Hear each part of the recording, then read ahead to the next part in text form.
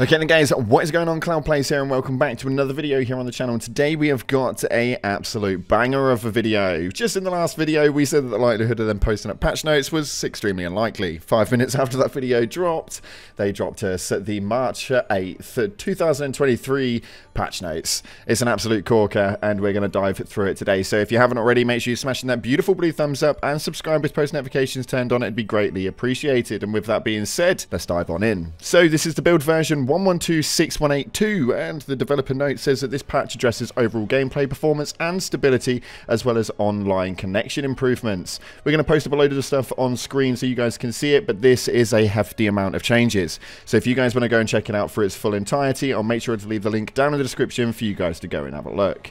But taking a look into here right now for PC, they've improved player account network registration and tracking. They fixed the DLC related issues during pause menu and gear menu, and they fixed the DLC flying mount inventory issue potentially disappearing during a mission.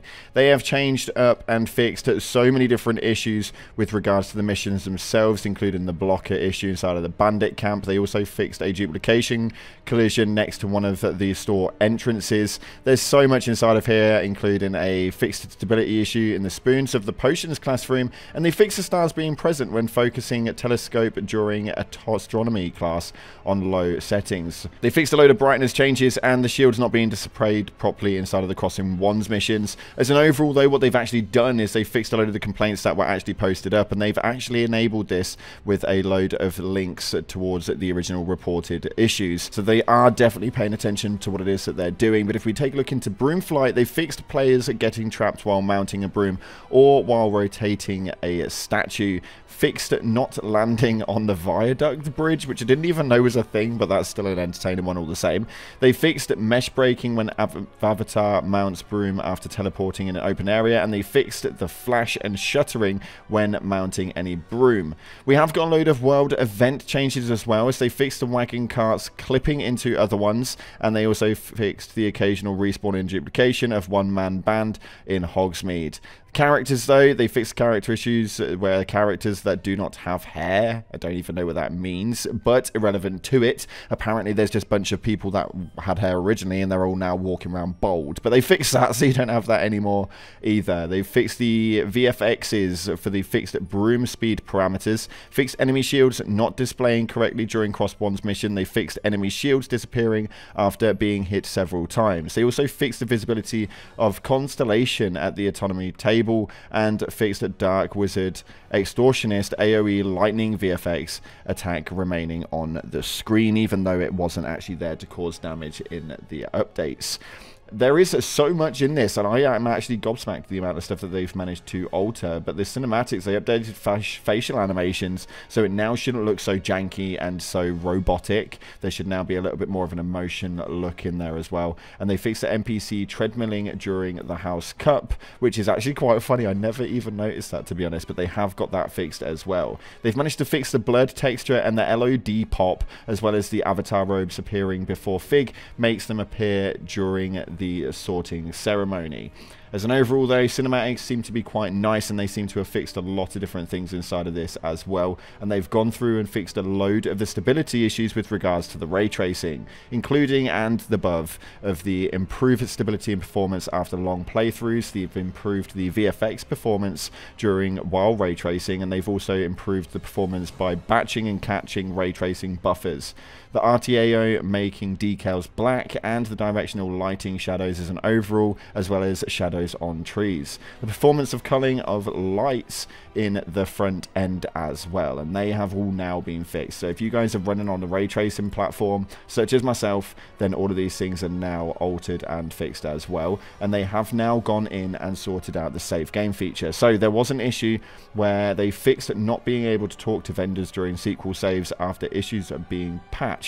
Resolves the following report issues. There was 4 different report issues with regards to that one, which is absolutely mental. But they've also fixed streaming in and out after getting the dung bomb field guide and loading a manual save, which is a very, very precise sort of thing to happen. I presume that was just something which only happened to a few people, but as an overall, that's now fixed as well. They fixed an issue when turning off the title and loading on autosave during final credits caused an infinite loading screen, and they fixed the voice pitch settings save issue with Avatar as well. Now, a lot of that will just sound like an absolute load of gobbledygook, but they have had an absolute shed ton of performance and stability fixes, which again, like I said, if you want to check those out, there's not really anything too important in them, although just a lot of little problems that we were experiencing throughout, such as the game crashing when updating gear items and stuff like that. It wasn't happening to anyone, and there was also ones like when the people using the Incendio spell and the explosive barrels, they were also getting crashes as well as Accio, Confringo and Stupefy spells, which is, again, must have been extremely frustrating, but as far as I'm aware, it was so minimalistic that a lot of people didn't really have to deal with it too much. This is all just on PC, I may add. There is an entire section for the PlayStation and Xbox guys, and we're going to get through just the specific ones, but like I said, go down to the description and go and check it out, because there is just so much that they've sorted out. It's mental. They've updated the special thanks credits and legal lines and updated the minimal NVIDIA and AMD video driver recommendations as well as them resolving the 32.9 aspect ratio issue when using the ultra-wide monitors that resolves the following issues as well, and they fixed the Ansel issue when field of view is set too high.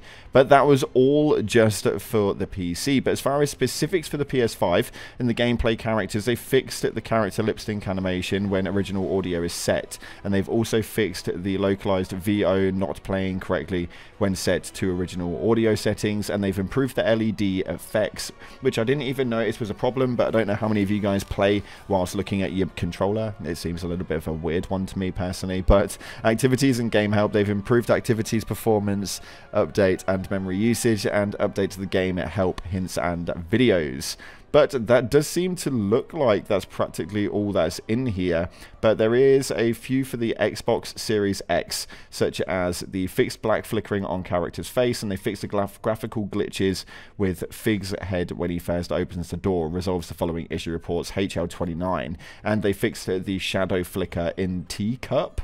I have no idea what that means, but apparently there's a teacup with a shadow flicker on it.